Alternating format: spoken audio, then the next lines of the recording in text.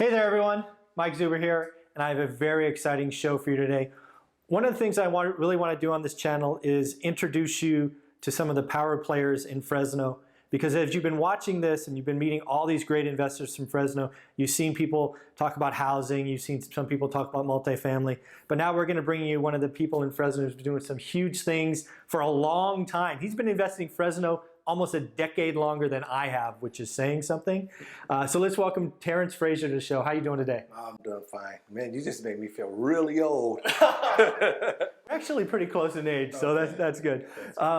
So real quick, just give a quick bio. Who is Terrence Frazier? You know, what brought you to Fresno? We'll start there. Well, I'm from Oakland, California. Shout out Oakland. Oakland, woo-woo! So I came to Fresno on a baseball scholarship, play for Fresno State. After leaving Fresno State, I got drafted to play with the Oakland A's. And then I came back and made Fresno my home. So I've been in Fresno now since 1995. Investing since 1995, investing in real estate and investing in people, investing in kids. That's awesome. Yeah. And we'll talk about all of that, including investing in kids. I know that's a passion of yours. Oh, absolutely. I've heard you speak. But what I'd really love to do, given you have almost a decade longer of investing history than I do in Fresno, so shout out. You were telling me earlier, you were buying houses for less than 20 grand. Oh, yes. I was buying a house on the west side, $10,000, $12,000.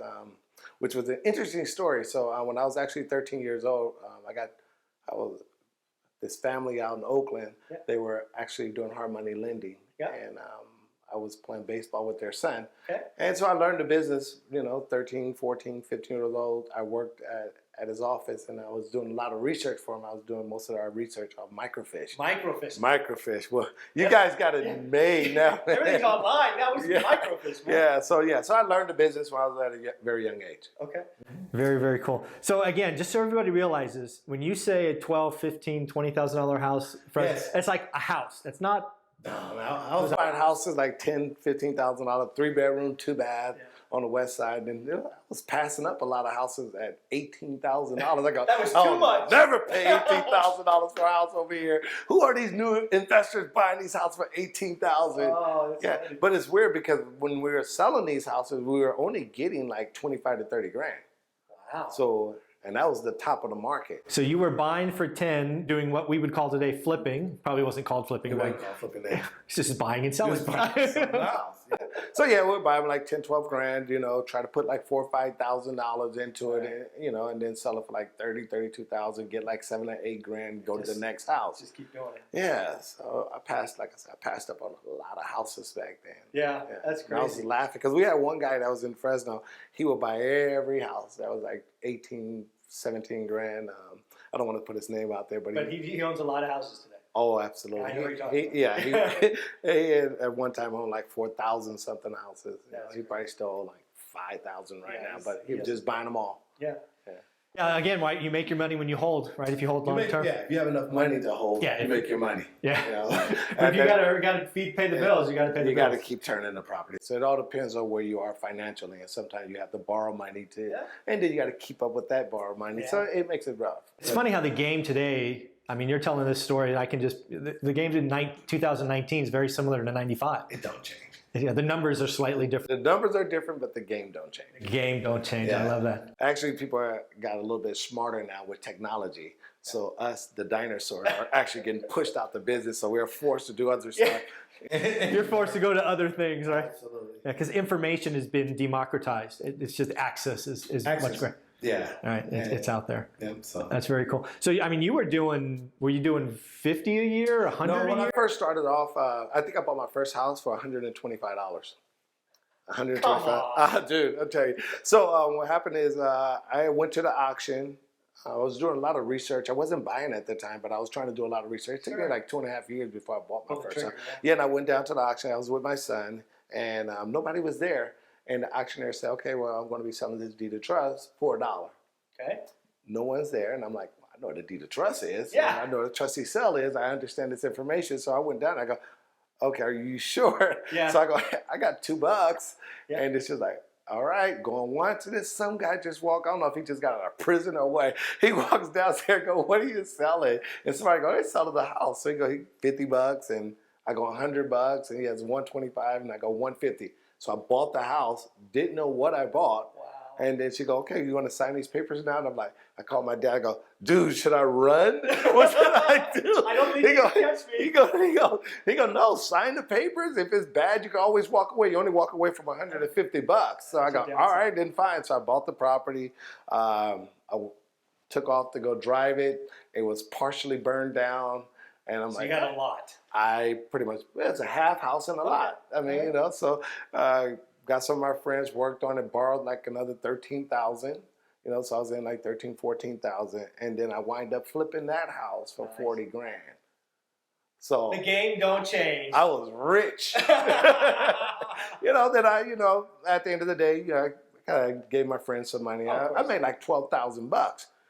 That allowed me to put a big down payment on the next property I bought. So the next property I bought was like 18 grand, but I had 12. Yeah. And I go, okay, I'm gonna use 6 of it, for, you know, fix, borrow some.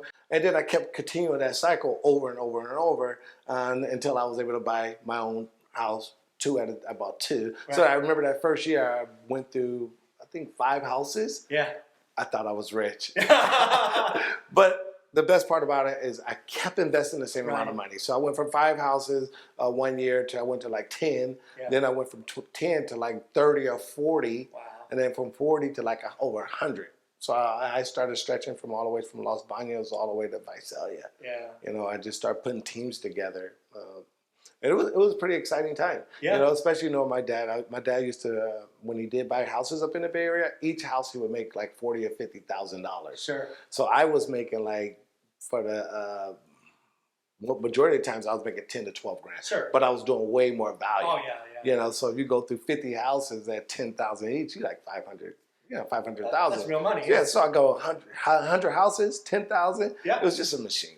Yeah, and this is the 90s, remember? This is the 90s. It was fun. You know, you partying, you having a good time, you know, but still you keeping your core base of money, keep your core base of investors. Yeah. You know, so that's kind of... There's 2 things that I take from the story. Mm-hmm. First and foremost, people that are doing this today, the game doesn't change. No, it don't change. Right, the numbers are slightly different, but the game don't change. The game don't change. What you were doing is you were earning profit and you were reinvesting. I was reinvesting. And you were taking care of your investors. Yes, and that was really important to take care of the investors, you know, especially kind of had the money, but I wanted to keep growing bigger and bigger. Yeah. So take care of your investors would take care of you. Exactly right. And then the other thing you hit early on was you had an advantage early because of information, right? You were the data, right? You were looking at the microfiche. I was always the data guy. Yeah. I was the one that changed the game for my parents because my parents would just lend money. Right. And then I was the one that, you know, they'll buy some, very few, but they'll buy. And I'm like, wait a second, all these guys are making more money off of flipping than you are off of lending. Yeah. So I'm like, I'm going to try this flip game. Yeah, why not? You know, and I'm far enough away from him. They were doing this stuff in the Bay Area. Sure. So I go, houses are really cheap here in Fresno. So I go, okay, I made 10 here. Just bust it out, blow it out, and get 100,000. I made $1 million, you know. Wow. So I'm like, yeah, it was working. It's very cool. So one of the things I know I want to do is, first off, the game don't change. That's gonna don't change. But let's talk about what you did as we got close to the peak, because let's call the peak 07. So like 05, 06, as I recall, you got nervous and got a little small early. Yes. But again, take care of your investors. So let's talk about what you were seeing in that craziness. What was your spidey senses telling you? So the best part about it, when you're doing foreclosures, you're the research guy. I was the research guy, so I had people out there looking at the houses, but I was looking at the foreclosure, the notice of defaults, the notice of trustee sale. And I started seeing just the volume start going up really high. And I'm starting going, wait a second, these things are not selling. They're supposed to be going to sell, but they wasn't selling. So I had a table, and I would just put all the properties, and they start piling up month to month to month. And you start seeing this, I go, something's about to happen. These properties are not selling, and they're just going back and forth, and they're just like recycling themselves without selling. So I started studying these, who was putting these loans on. And then I started going, wait a second, these people don't have money. And I'm like, oh my God, this market is about to crash. And I remember I called the mayor and I go, you got to come in here. I go, this market is going to crash. Look at all these houses that should have, they should have been going back in the market. They should have been going to notice of trustee sales and continue the cycle, but they wasn't. And so I realized because I wasn't buying 100-some homes anymore. Right. So I'm like, okay, this market's about to crash. So I said, you got to figure out a way that when the market crashes, these houses don't hit your market. Right. Because if they hit your market and the bank sells them cheap, all your market is going to crash. It just feeds on itself. Yes. And they was like, well, I don't really understand this. I go, you just got to trust me. It's coming. So, yeah. So I'm telling all my investors, my guys that are out there like buying houses over here, I'm saying, hey, we got to get out of this market. Yeah. We got to get out of this market.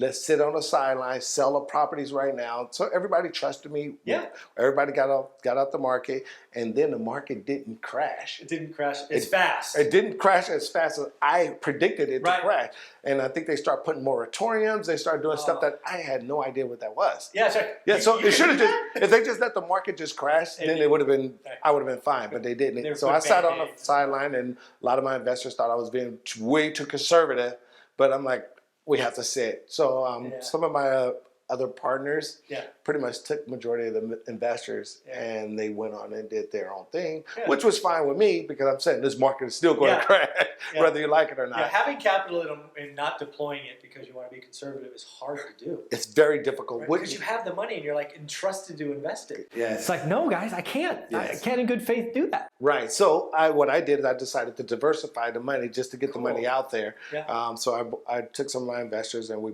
bought land. Yep. Land deals, so that I figured if I got the right Become a land corners, bank, just land bank it for a little while, let the market do what it's going to do. That's awesome. I moved into Texas, buying property in Texas, and because I felt That their makes sense. market was never tapped. Yeah, it didn't have the crazy. It didn't have the crazy ups and downs, So I was just, like I said, I was diversifying. Then the market finally tanks. It crashes. You're like, ha ha ha. I'm excited. I'm pumped up. I got a $3 million credit line that's sitting waiting for me because I paid off all the credit. Yeah. So I'm like, when this market crashes, let's just go get them, right? So I got some of my investors still sitting. I'm like, hey, bank, let's go. And the bank goes, nah, we're not doing this no more. Whoa, what are you talking about? I just paid you all this money. I gave all your money back. Let's go. That was the whole point of the credit line. To move it in when the market, crashes. They can take it. Yeah, it was blood in the water, and I could not get. They took the credit line, so now I'm only working with a small list of investors. Yeah. I can't really play. I can't. I can't dominate the market anymore. And then all the new players start coming in with flip this house. You start reading all this stuff, and you're like, oh my God, I can't even push them out. Stop. I don't have the money to push them out. So now these guys are coming in. They got partnerships. Well, I got to make sure we talk about this because, again, in today's market, I hear more and more people talk about, basically everybody thinks access to capital is easy today. Well, that's what they think. And they say, hey, I got this credit line, I got that credit line, I'm waiting for the crash. Let me tell you this, if the market crashes, your credit lines are getting yanked. Oh, absolutely. It's no question. Yeah, they will yank them quick. That's right. So Get scared. Credit line don't mean you have access. No. Right, it could be gone tomorrow.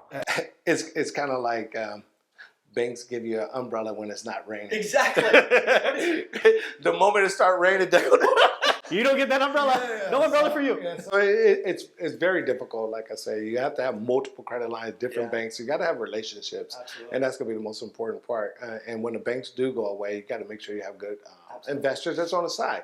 Investors want to make sure that you're going to be taking care of their money. Take care of your investors. So that's very important. Well, there's two other things I know I want to talk about with you. One is, so I've been investing in Fresno since 2003, and I've seen the downtown just flourish in the last 8 years. And I know you were a man helping push that, create that vision, and really, frankly, put a lot of your own capital investors there. So let's talk about Fresno downtown, why it's so important from your perspective. Well, Fresno downtown is the heart of the city. Absolutely. It's the heart of any city. Any city. Yeah, and then when you look at Fresno, we're the 5th largest city in the state of California with no downtown. I think we're the only ones that live in the city that don't understand how important the downtown is. Yeah. So that's why I told my investors, after we did the flip business, we went through the apartment complexes, and now we're more in the commercial development. So that's important.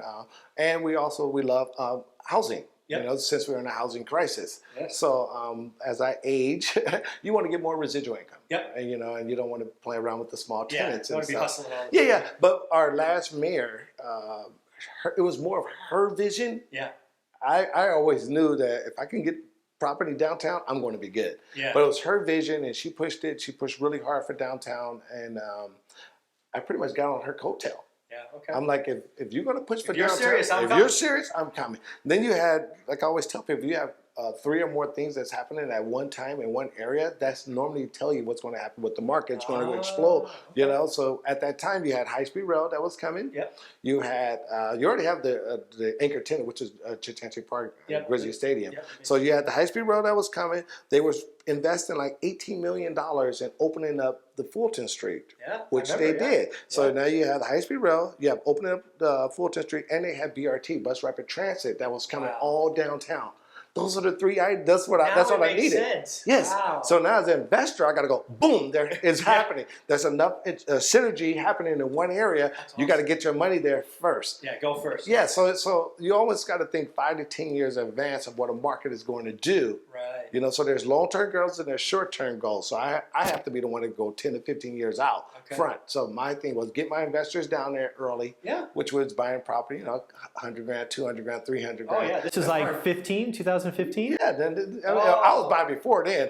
But so, that was the second, that was for you. Yeah, but I'm saying, you know, so now these buildings are worth $900 million. The same as the residential one when I was buying. Like I said, the game don't change. Game don't change, man. So there was buildings, there was huge 10-story buildings that the people could have purchased for $800-900 grand.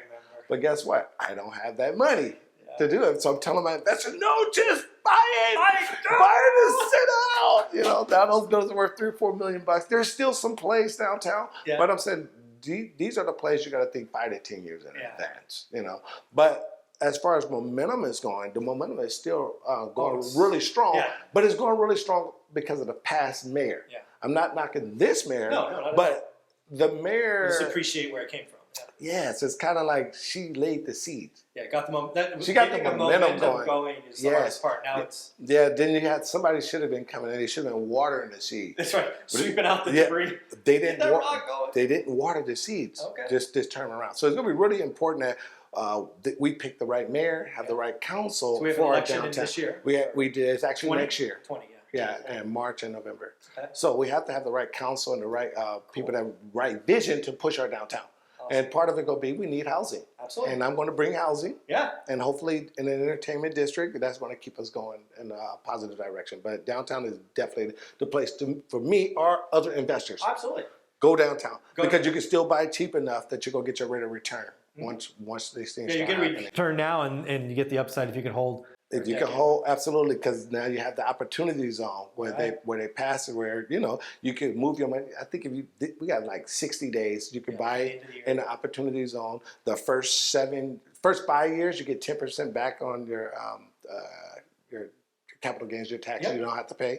Then another 5 years, another 2 more years, which is 7 years, you get another 5% back. After 10 years, there's nothing, no taxes off all the gain that you made. So just imagine if you bought a property at $500,000, then you invested like $2 million, $3 and 2.5, then the property is worth like $15 million in 11 years. That's all tax free. Yeah, it's not a bad deal. That's the game changer. Opportunity zone. If you want to be millionaire, multi-millionaire, you should be investing in opportunity zone. Think long term. Think long term. You got to have some investment in long term. Some investment long term, some investment short term. But the long-term play is always, how do I get my capital out the market without getting taxed? Exactly. I mean, you had mentioned 1031s at first, right? 1031s that's old school. You got to use the opportunity zone now before they take it away, because it's not going to last a long time. That's awesome. One thing I want to make sure we do is you have a particular passion for youth. Yes. Right. You have an organization. Let's talk about that, why, what it is, and how people can be a part of it. Well, yeah, so I used to run this baseball program called Central Cal Baseball Academy, and it dealt with kids, underprivileged kids that were in sports that couldn't play due to finances. Okay. So I started that back in 1995 when I came back to Fresno. Oh, yeah, so it was more of the thing that I prayed to God, and I'm like, hey, God, man, if you could get me some kind of financing. So with my real estate, I was able to do my passion, which is helping kids and helping people. So that's what I've been doing. And then I took over a park with my other new nonprofit called Central Valley Community Sports Foundation. Our city don't do a good job with parks. Okay. So it was important for me to go, you know what? Nobody's doing it. This is what God planned for me. Awesome. It's not so much of me to go out there and make a whole lot of money. Make enough money that you can help out his kids. Which is also my passion, is helping out underprivileged kids. So we opened back up this park that was closed down for 8 years, called Granite Park. So I've been like helping out over there, and I helped out on another park called Alraca Park. And like I said, it got its bumps and it's really rough. It's work. And I want to quit every day, but God keep getting me up and go, no, this is what you're here for. The real estate and the finances will take care of itself, but you're here to go over here and take care of these kids. I love that. It's funny because I was last week I was with my mom and I'm watching her. We're at this church function, and she's running around just serving people, you know. And I always remember when I was younger, she had that servitude heart, and I feel like I got the same thing. And I think I used to tell God, I'll never do that. I'm never going to be like my mom. She's always doing it. She's always helping people, but she ain't helping us. And I'm like, oh my God, I'm that same kid. I barely help my kids. I go, no, you got to get it on your own, you know, and I'll help you when you get in the bind. But other than that, I'm there for you. But she was always just out there like helping people, helping the homeless, feeding the homeless, and just serving. And I'm like, oh my God, I'm my mom. So it's there's nothing wrong with that. There's nothing wrong with that. So like I said, that's my passion. I love serving people. How can people find out more? Is there a Facebook page or a website? Well, right now I just tell people, you know, if that's your heart, or even if it's not, like we struggle hard at Granite Park. Okay. You know, with sponsorships, you know, if they could come and say, hey, I want to be a sponsor at your park, that helps. It goes a long way because it shows that you're supporting parks. I don't want anyone supporting me. Sure, you know, I'm just here for a short period of time. But give money when you hear negative stuff, because people go talk negative about it, because the park was dead for like 8 years. And my thing was, everybody go, change the name, change the name. Are you going to grab the whole bad history of it? I go, no, things are bad for a reason. You got to come and change. You don't have to change the name. Just change what's going on. It's still a park. So I'm telling people, just go and invest in the park. Give us sponsorship. You know, if you want to donate money, you want to donate equipment, you want to volunteer, all that stuff is what we need. You know, we need positive energy. We need people that's talking positive about the park. You know what I'm saying? Start the negative. The negative talk is always going to be there. We get it. But if more people could talk positive about it, I think the city gets behind it. The people are already behind it. The people are already there. We're packed every day. But we don't make enough money to run a park. And it shouldn't be a nonprofit run of the park. The city should be running the park. But we have to jump in when we have to jump in, and it's our job. Even with you guys are making money. You guys have to be giving back. Absolutely. And so I'm saying, make sure when you do make that money, start giving back. And the park's name one more time? Granite Park. Excellent. Thank you very much. This has been a lot of fun. Yeah, absolutely. I appreciate your time. All right, everybody. Hope you got that. Go check out Granite Park. And again, come down to Fresno. Check out downtown. Fresno has a ton to offer. Live where you want. Invest where the numbers make sense.